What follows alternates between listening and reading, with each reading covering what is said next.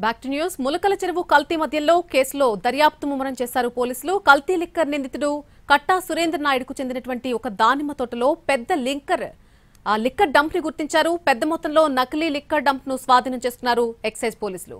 ప్రస్తుతం excise CA ఆధ్వర్యంలో సోదాలు కొనసాగుతున్నాయి. లిక్కర్ డంప్ లో బ్రాండెడ్ సీసాల్లోని నకిలీ బీర్లను గుర్తించారు. నకిలీ మద్యం తయారీ కేసులో లిక్కర్ డైరీ కీలకంగా మారింది.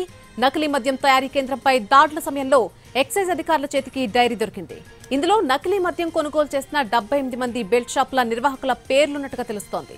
వీరిలో కొందరు ప్రముఖులు కూడా ఉన్నట్టుగా చెప్తున్నారు. దీంతో డైరీలో పేర్లున్న వాళ్ల ఫోన్లు, గూగుల్ పే ద్వారా జరిపిన లావాదేవీలపై ఎక్సైజ్ అధికారులు ఆరా తీస్తున్నారు.